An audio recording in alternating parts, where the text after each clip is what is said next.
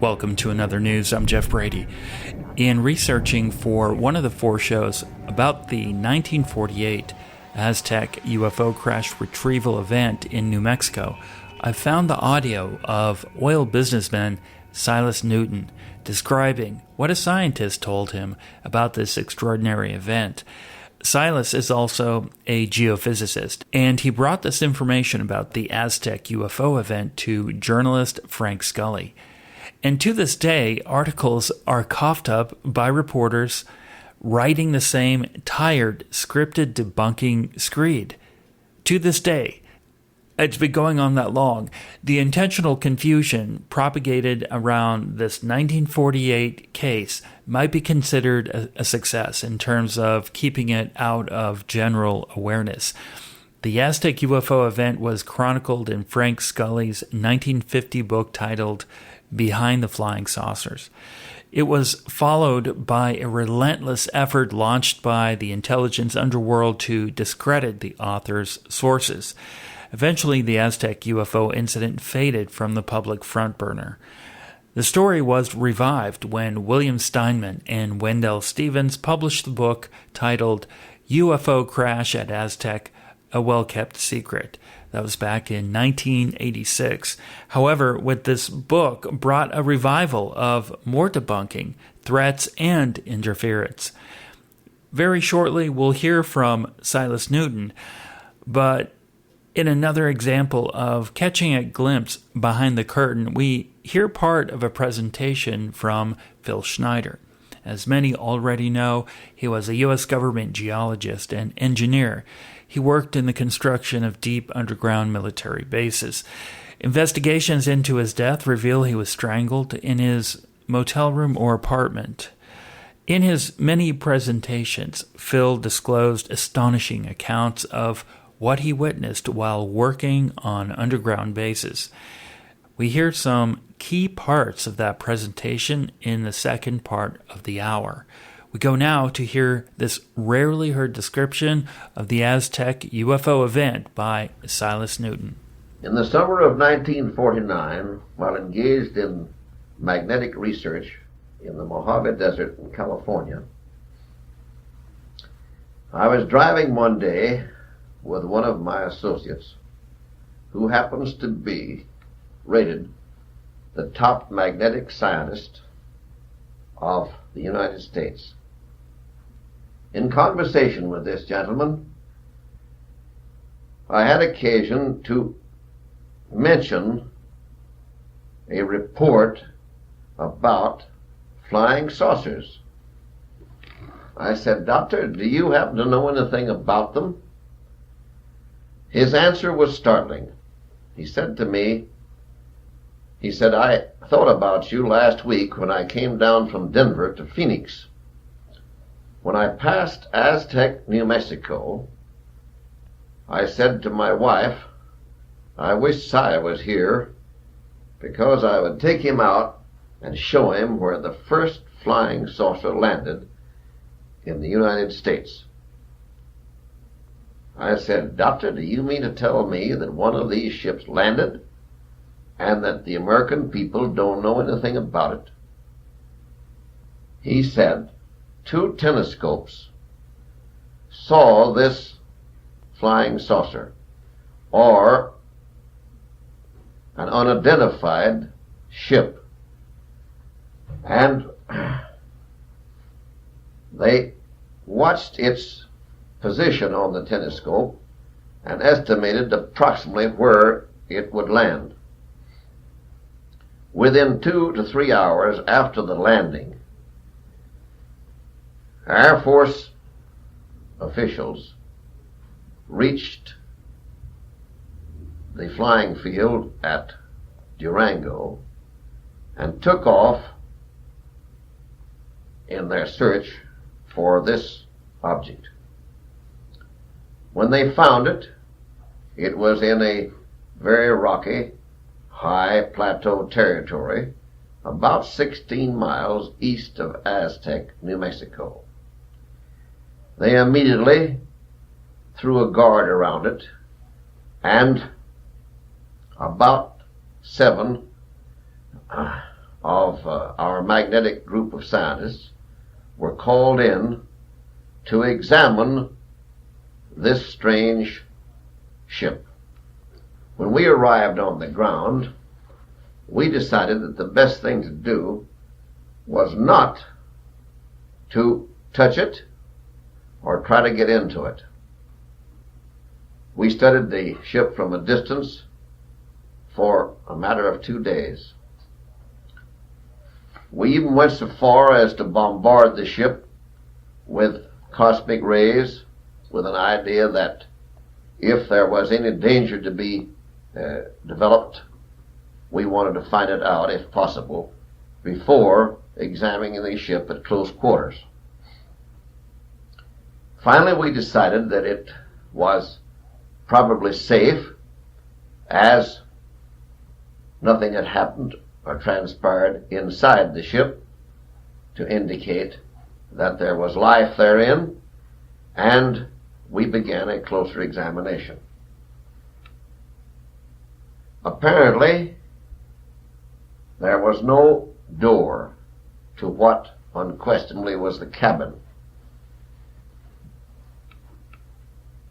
We found a broken porthole of what appeared at first examination to be glass. But on closer examination, we found it was a good deal different from any glass in this country. Finally, we used a large pole and rammed a hole through this portion of the ship. Having done this, we looked into the interior. And there we were able to count 16 bodies of little people that ranged in height from about 36 to 42 inches. We assumed that there must be a door of some kind, so we prodded around with the pole which we had pushed through the opening made through the broken porthole, and on the opposite side from the broken porthole we found a knob, or a double knob to be exact, on the wall, and when we pushed against that, to our amazement and surprise, what turned out to be the door flew open. This enabled us to get into the ship. We took the little bodies out and laid them on the ground. We examined their clothing. The first thing that struck us was that, so far as style goes, some of the boys said that looks like about 1890 style. We examined the bodies very closely and very carefully. They were normal from every standpoint and had no appearance of being what we call on this planet midgets. They were perfectly normal in their development. The only trouble was that their skin seemed to be charred a very dark chocolate color. About the only thing that we could decide was that this had possibly occurred somewhere in space, and that they had been killed as a result of the breaking of the porthole window. We then began an examination of the ship itself. First, we decided to make complete measurements of the ship from the outside. It was what we would call aluminum colored. From rim to rim of the ship, and the reports that had appeared from time to time in the papers about these strange visitors were, and had always been, to the effect that they looked like flying saucers. with this ship on the ground, we could not help but be aware of the fact that it looked like a huge saucer, and you might also almost say that there was a cup in it, because the cabin set in an insert in the bottom of the saucer. The overall dimensions of the ship were found to be almost exactly 100 feet in diameter. To be exact, it was 99 and 99 hundredths feet wide. From the outer tip of the wing, which of course was entirely circular, to the bottom of the saucer, measuring in an imaginary line vertically, was 27 inches. The cabin, which was entirely round, was 18 feet across and 72 inches in height. 45 inches of the cabin was exposed above the outer rim of the saucer. The portholes were located at this point. The doctor said that he did not recall at that moment how many portholes there were in this ship, but that there were several. On getting into the ship, he said that their first objective was to decide, if they could, how the ship was propelled. The doctor said that he was among the first to suggest that it probably flew on magnetic lines of force. Some of the boys, he said, suggested that somebody should push some of the buttons on what appeared to be the instrument board, but all agreed that that would be about the worst possible thing to do, because if the ship would start, nobody knew which button to push to stop it again. So the result was that none of us, he said, touched any button on the instrument board. There were two what Doctor called bucket seats sitting in front of the instrument board, and two of the little fellows were sitting there.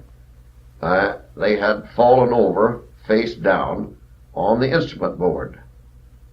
Now it appeared that this ship, if flying on magnetic lines of force, must have had an automatic type of control, so that when it became in danger and when it did not have available its occupants in a position to operate it, simply settled quietly to earth, it already having flown into our atmospheric area.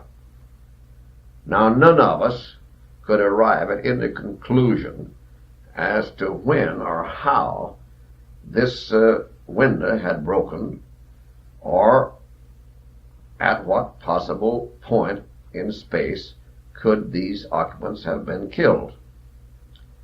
The simple facts were that there they were, and we proceeded with the further examination of the interior of the ship.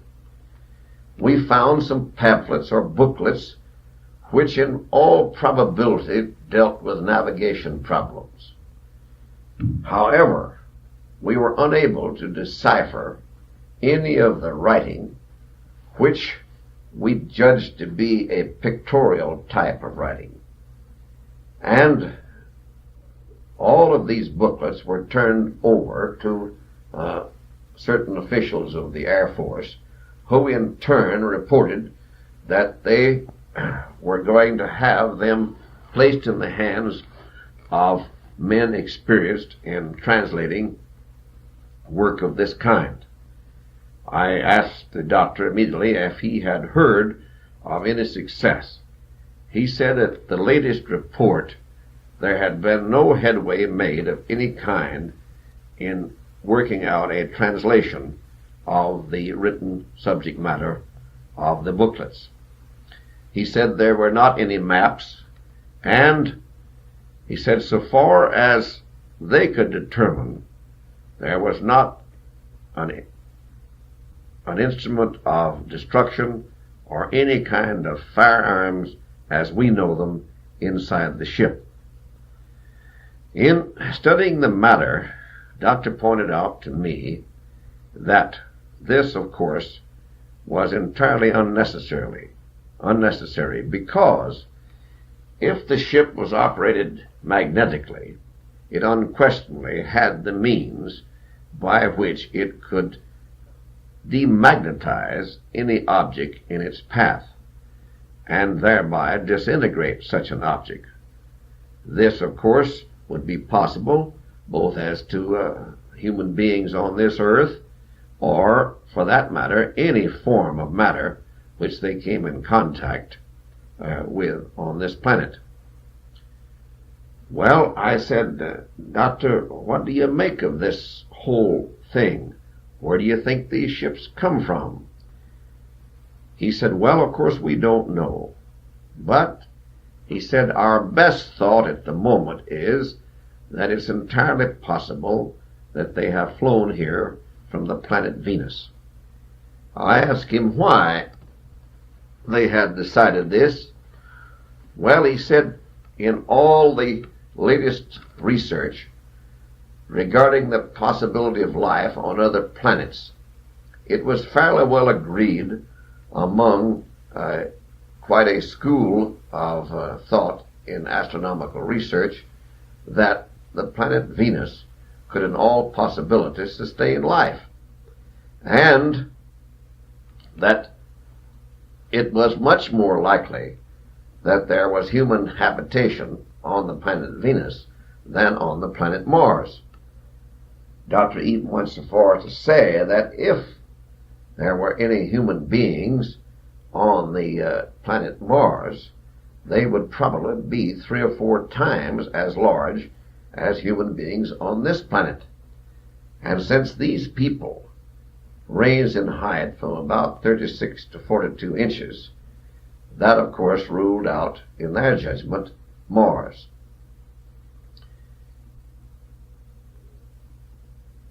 Day after day, over the period of the next 90 days following this first talk about this spaceship, or as we came to talk of it, this flying saucer, I made it my business on all types of occasions, most of them when I was entirely alone with Doctor, and we were in the midst of research in our magnetic work. I came up with questions at the most inopportune times, because it must be understood that I felt that I owed it to myself to run this thing down to where I could finally decide whether or not this was a true story. I asked Doctor, and in telling my findings, I am not now going to try to follow any sequence of events, but simply recall all that I had to ask and note it here regardless of its possible order of inquiry. I said, Doctor, how were these ships constructed? He said, well, the outer skin of the ship was what looked like aluminum, but on all the tests so far made, there was nothing that had been found by the scientists and experts who had checked into it to indicate that this was any form of aluminum that we know. He said that on the big ship, 2 or 3 men could lift one side of it, but in turn that as many as a dozen of them had crawled up on top of the wing and had made no impression on it whatever. He said that the Air Force, in wanting to move it, found out that they should dismantle it on the ground where they had found it, due to its size. And this began a most interesting study. There were no rivets, there were no bolts, there was nothing on the outer skin that would indicate how the ship was put together. After a long study, it was found, however, that the ship was put together in segments, and they fitted in grooves and were pinned together around the base. When the cabin was gotten out of the bottom of the saucer, they found there a circular gear completely encircling the bottom of the ship, and this gear fitted in to a gear that was on the cabin. The whole thing was very ingeniously put together, and there had to be a lot of care taken in breaking it down. After it had been broken down, it was moved to the laboratory, government laboratory at Phoenix, and there it remained for a considerable period of time. The instrument board, to the amazement of Doctor and his brother scientists, was also broken up, and all of the inner workings torn apart. This, he said, prevented any further study by them as to the magnetic operation of the ship itself. He regretted this very much, because he said that had they been able to keep it intact for a considerable period, there might have come a time, and they might have worked out a plan whereby they could make certain tests as to the different push buttons on the instrument board that would have given them the clues to the magnetic form of combustion developed on the ship itself. I said, what has been done with the people that were on this ship? He said that some of them had been dissected and studied by the medical division of the Air Force, and that from reports that he had received, they had found that these little fellas were, in all respects, perfectly normal human beings. He said that one thing that was outstanding was that their teeth were all perfect, and as near as they could judge from the characteristics and physiology of the bodies, they would be about 35 to 40 years of age, judged by our standards of age of human beings. He said that they all wore the same type of uniform, a dark blue garment, and they had metal buttons. He said it was significant that there was not any insignia of any kind on the collars or on the arms or on the caps of these people. So to all intents and purposes, all of them had the same rank. He said that it might, of course, be possible that they had different ranks among themselves that they were acquainted with, but by our standards of ranking of what we would call Air Force or Army people, there was nothing to indicate who they were nor what they were. In going into the matter of of physical possessions on the bodies of the different people, he said that so far as he saw himself, they were very limited, but that there was 2 or 3 pieces which he had had access to that might be considered timepieces. And he said it was very interesting to study these timepieces because they seemed to do their work or functioning without any attention. He said they were about the size of a silver dollar in diameter and a little bit thicker, and that there were 4 markings, one at the top and one of what would be at 3 o'clock and 6 o'clock and 9 o'clock. And he said it was suddenly discovered that the inside part of this what they called a timepiece actually moved, but that it took a full magnetic month for it to complete its circle. Now he said, you know, of course, that a magnetic month is 23 hours and 58 minutes. A magnetic day is 23 hours and 58 minutes. And we found that the time it took to make this complete circumference was over 29 days, and figured out in hours and minutes totaled exactly that number of magnetic days. He said that there was what appeared to be food on this ship, and that these were little wafers. He said that they fed them to guinea pigs, and they seemed to thrive on them, and that on one occasion one of these was put into a gallon container of boiling water, and it very quickly boiled over the sides. This was the only evidence of food on the ship.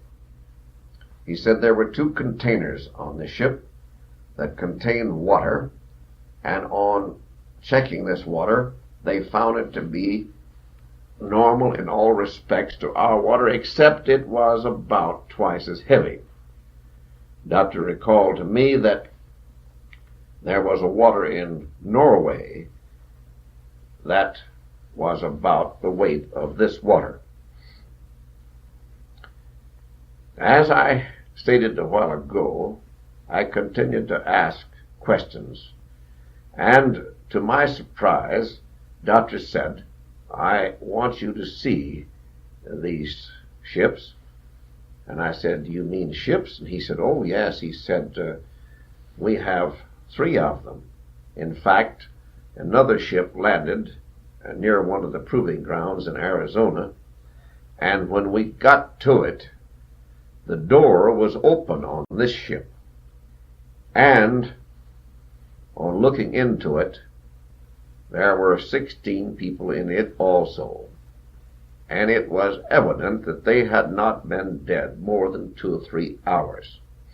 I said, how do you determine the presence of these particular ships? He said, well, of course you must understand that in the laboratories and also at Alamogordo and Los Animas and at different parts of the country, we have telescope observers who are 24 hours a day watching the telescope for evidence of objects, ships, flying in the sky. And everything that comes within the range of these telescopes are noted. He said that the dimensions of the 72-foot ship were comparable in degree to those of the 99/9900th-foot ship. And he said, we have decided that their mathematical system is in all probability the same as ours, because mathematical law should follow for all the planets in this solar system. And he said our reason for thinking this is because we were all struck with the fact that when the measurements of the ship in all of its parts were broken down we found that they follow what we call the system of nines, whereupon the doctor went to considerable length to explain to me the mathematical system of nines. And he said we had to decide and conclude from this clue that in all probability they used a system of mathematics similar to ours in this respect. He said, by the way, he said one of these little ships landed right up above Phoenix in Paradise Valley.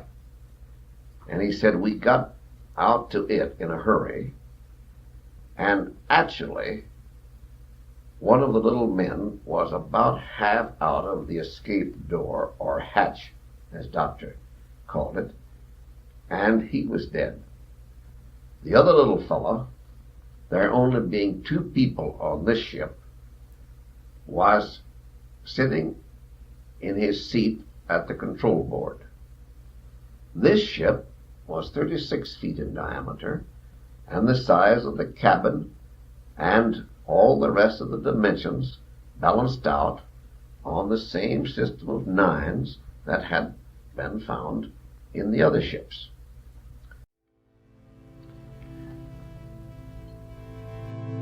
That was part of Silas Newton's description of the Aztec UFO event that took place in the spring of 1948.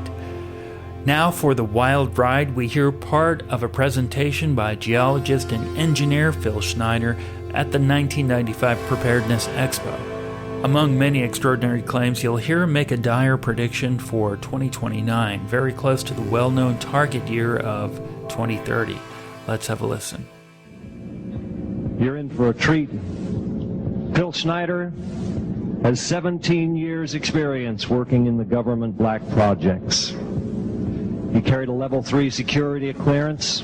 He's a former government geologist and engineer in the black projects, underground bases at areas 51, S4, and Los Alamos. He's going to expand your mind here this morning. Please welcome Mr. Phil Schneider. I'm Phil Schneider. I spent 17 years in black budget programs. Government geologist, as engineer, structural engineer with aerospace applications. Self-taught metallurgist, became kind of famous in my own right. Up here I have different artifacts explaining some of them are alien metals that have been produced both on this planet and the confines of outer space that are now used in all stealth aircraft.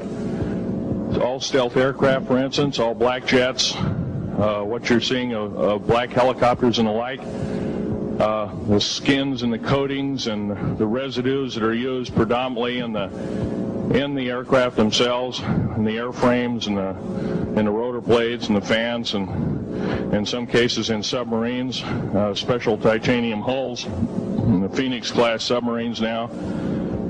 All this has come from alien technology. 1947 is what the public has been told. Something crashed in the backyard in New Mexico, a place called Roswell, New Mexico. Unfortunately, that's what the public's been told. The military's known about the alien question for the better part of 70 years, and they first saw their glimpse of what was going on as early as 1909 in the American Southwest. Army cavalry evidently were chasing some bandits, and they entered this cave. They were holed up in a cave, and what they found in there was flying discs and little gray guys and all kinds of weird things, and they didn't know how to explain that, and they wrote them down as best they could, and it's been in secret archives ever since. That's up down by the Truth or Consequences area of New Mexico. Well, the alien thing is more than just what I'd call a non-visible threat. We on the surface, first of all information dealing with alien or alien reproduced technology or alien reproduced vehicles or any other kinds of things well hidden from the American public. Our black budget, for instance, garners $1.023 trillion every 2 years. It's over $500 billion a year. Right now, there are 131 active deep underground military bases in the United States. There's 1,477 of them worldwide.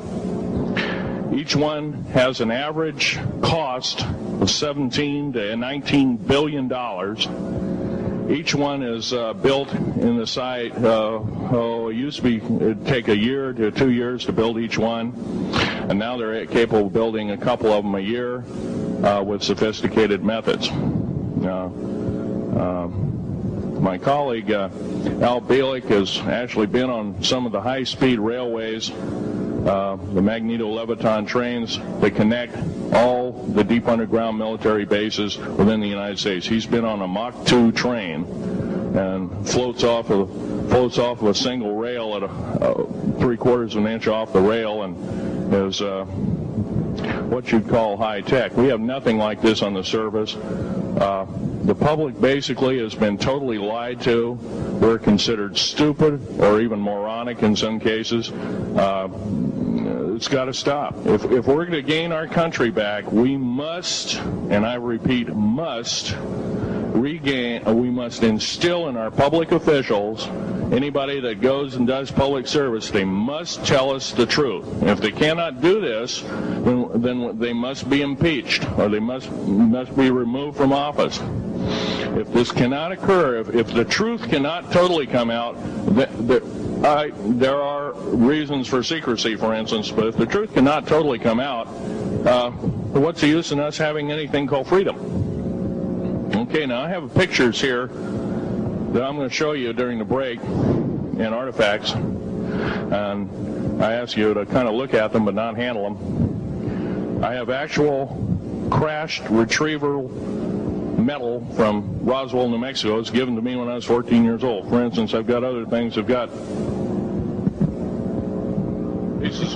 pieces of titanium, a special titanium alloy made for everything from the original SR-71 Blackberry. That's old hat now. F-117A is their old hat now. They're making a whole new class of hypersonic above Mach 5 aircraft that employ extremely modern charged particle beam weapons. They don't even use lasers anymore. Computer-enhanced imaging radar, although it's used in helicopters for public surveillance, computer-enhanced imaging radar, and in satellite technology. The brand new kid on the block is a kind of infrared technology where a satellite 150,000 miles out in a geosynchronous orbit, or not quite geosynchronous orbit, but these spy satellites can literally look in and see a dime on the floor, say on your kitchen floor. They have a resolution factor of 99.999961. This particular piece of metal, I'm going to drop it on the floor here, it'll kind of ring like a bell. You can't break it. Withstand temperatures in excess of 7,500 degrees Fahrenheit. It has niobium in it. It also has mironite in it, element 123. Yeah, please do. It's in a non-crystalline form. This is just kind of a dripping out of the main crucible. Here's a crystalline example. It's in the scalenohedral crystalline form. We got this from the large grays technology. This is grown in the confines of outer space, which has not quite a super vacuum, but by the way, this is capable of withstanding temperatures in excess of 10,000 degrees Fahrenheit. It's great for certain parts of aircraft. This kind of material I work with on a daily basis. Up here we have a transparency of Groom Lake.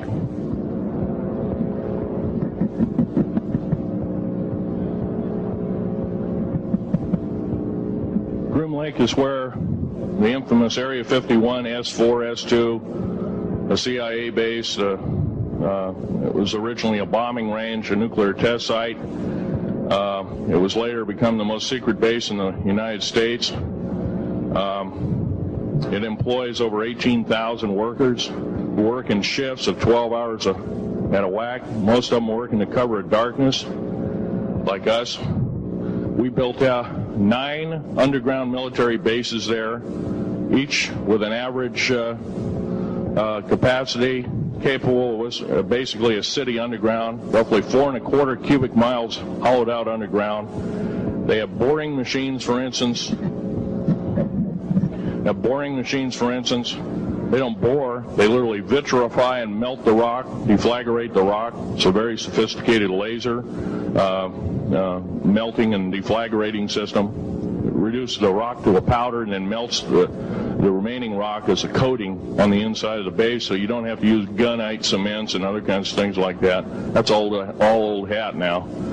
Technology is just basically the new technology we get is the old hat of the military. I'm going to be real brief about it. I carried a level 1 security clearance, the Rhyolite 38 factor. There are very few of us. There's nobody except myself, to my knowledge, talking like this. Nobody. I'm breaking the law.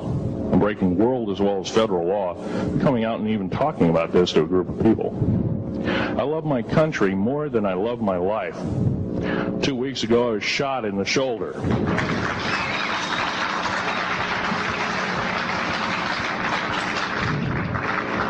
I don't want to gore you women out, but I was shot in the shoulder up here. I recently have become friends of a retired FBI agent who took me under the wing. He says, I've never seen a person braver than you. And I said, well, there's more coming. Our patriot movement in these United States is going to pick up the ball, and we are going to kick the parasites out.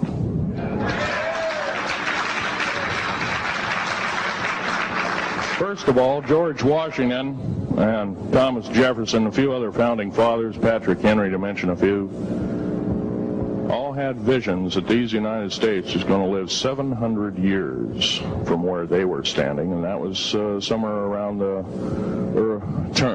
late 1700s, early 1800s. So you can count this country. This country isn't going to go to a new world order.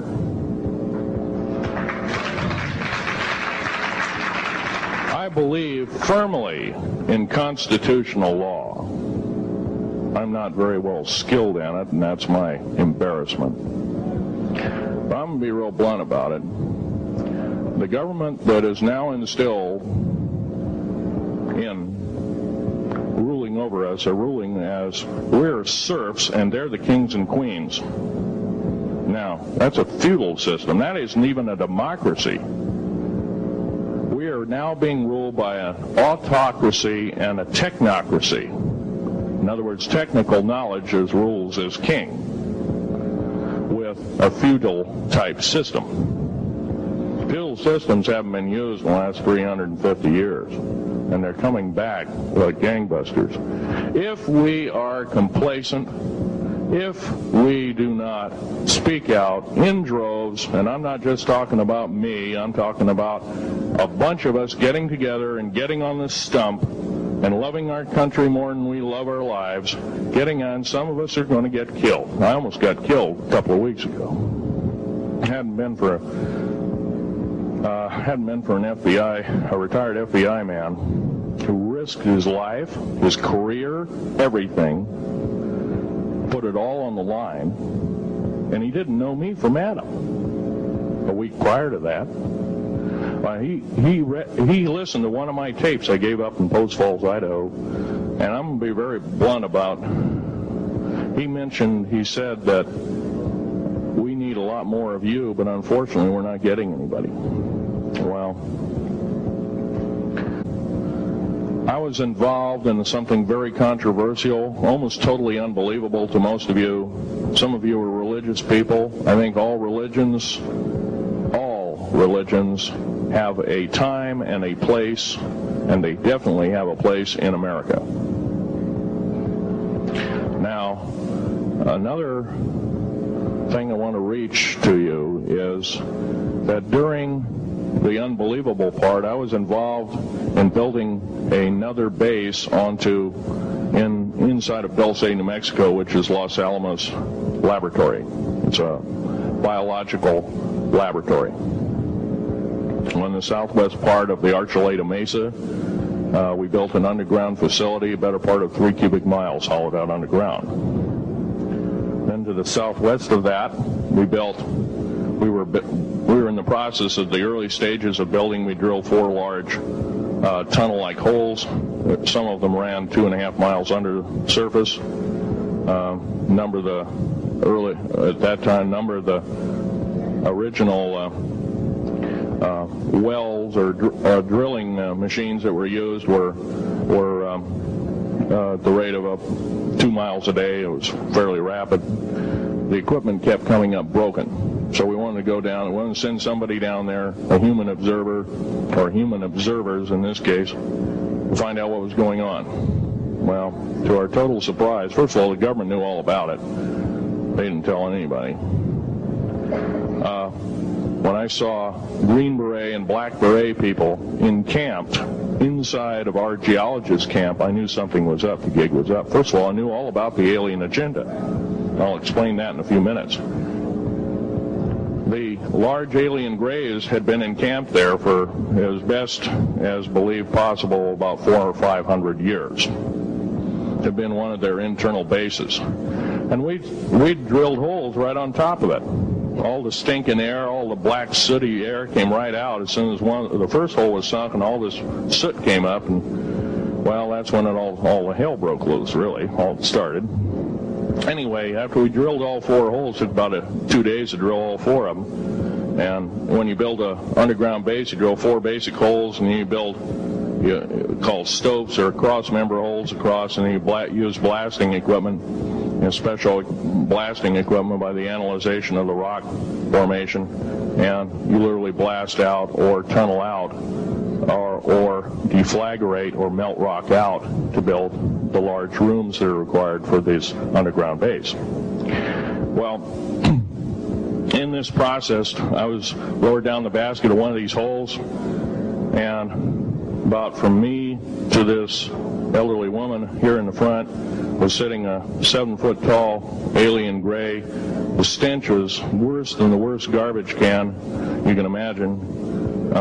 The person the entity was absolutely horrible. I didn't waste any time. I reached for my pistol. At that time, as an engineer, I didn't have time to carry all the folderol of one of these big submachine guns that all the sea spray and the yellow fruit and all the outer perimeter and inner perimeter security people carried. I carried a little Walther PPK pistol with a 9-shot clip. This is in late August of 1979. Now, you got a regular suit of clothes, you got a regular clothes on, plus you're in almost like a spacesuit environment, and you're reaching for a gun. It's not the easiest thing to do, and then to pop a clip in it and start shooting. And I killed 2 of them. Yes, they're mortal, and they do die. However, in the process, one of them did this. All I remember is that he just kind of waved his hand in front of his chest, and the next thing I know, this blue beam hit me and just literally opened me up like a fish, and burnt my fingers right off of me. And it was some form of electrical force, because the kind of like being hit by a lightning bolt burned all my toenails off of me. Completely crispy crittered my left foot. Burnt the shoe right off of me. All I remember is the smoking remains, and I'm still conscious, but in and out of, I didn't remember much. And there was a Green Beret that was right behind me that risked his life. In fact, he died. But he risked his life. He shoved me back in the basket and hit the button and took me up. And I wouldn't be alive talking to you today if it wasn't for him. I'm forever indebted. He lost his life. 66 Secret Service agents, Green Berets, Black Berets, crack troops lost their lives because the government, our United States government, lied, did not tell us anything about the alien threat. There's a war underneath there, and I'm talking dead serious. has been going on since that time. Since late August of 1979, our military, the Russian military, basically the militaries of the world, have been in constant conflict with the outer space alien. The small gray, the large gray, the reptilians, the whole thing. There are 11 distinct races of aliens. 2 are benevolent. 1 had to leave here in a hurry because their world is under attack, both on the surface as well as underground. There, the Pleiadians. They're familiar. Maybe some of you are familiar with that. Would some of you raise your hands who've heard of Billy Meyer and some of the, very good, about half the group. Well, Billy Meyer is one of these lucky people that they figured, well, he's kind of a simple type, we'll show him everything. Well, these are the benevolent aliens, and they've been here helping us. In fact, I have a picture, let me reach for it here.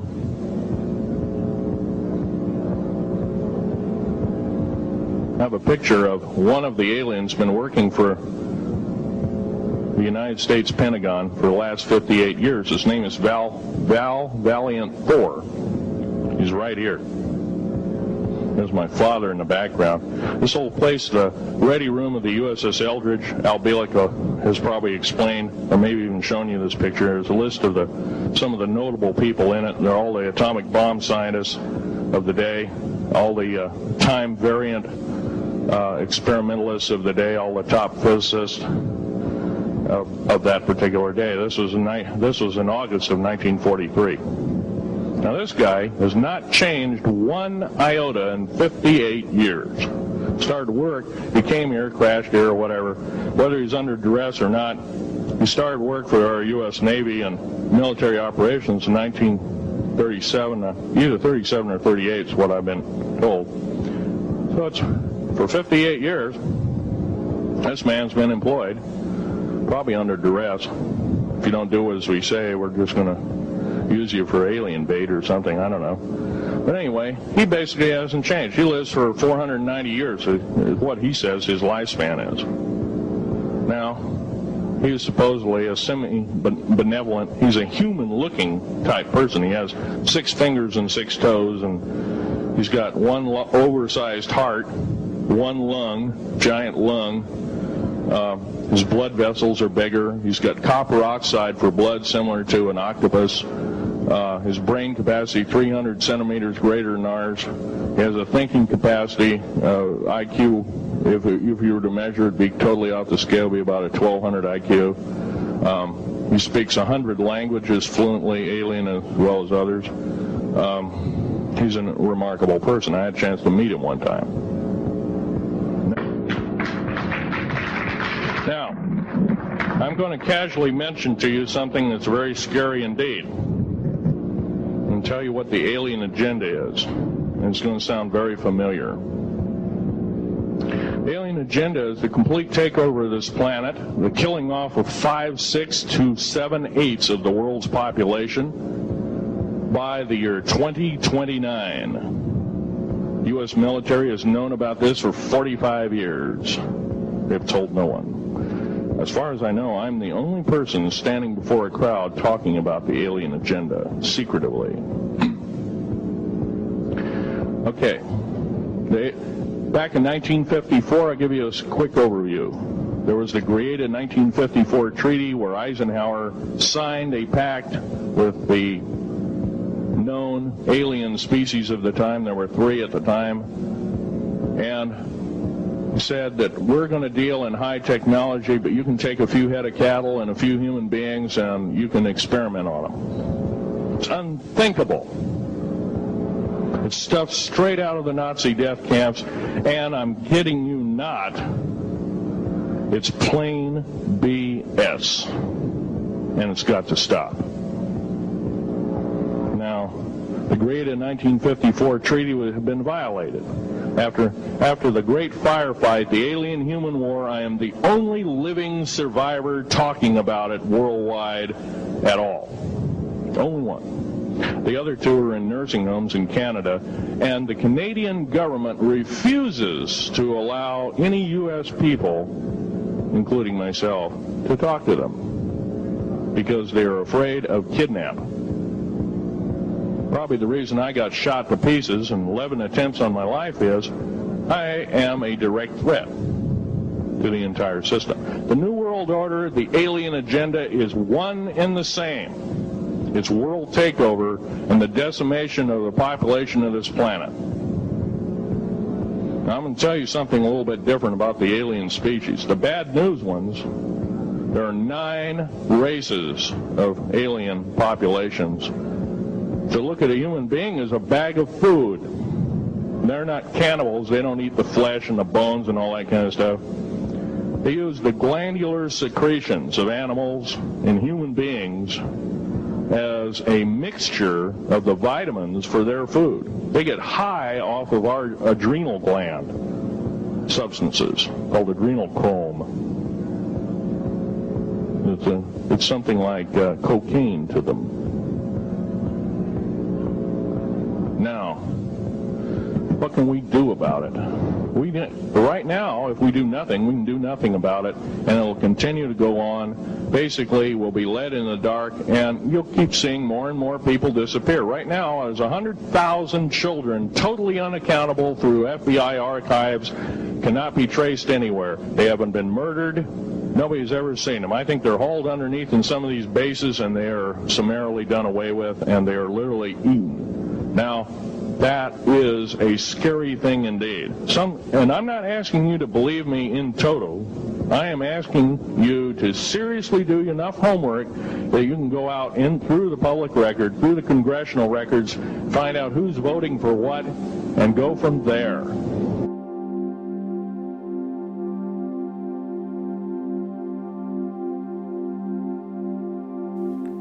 That was part of Phil Schneider's presentation from the Preparedness Expo in 1995.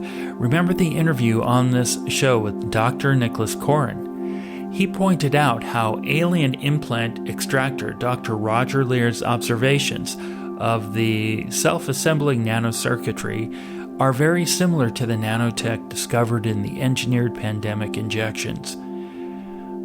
And 31 years ago, Phil Schneider said the alien agenda is the complete takeover of this planet and removing 7/8 of the population by 2029. Your comments are welcome. That's going to do it for In Other News. I'm Jeff Brady. Visit inothernewsradio.com for archives and more information about the guests.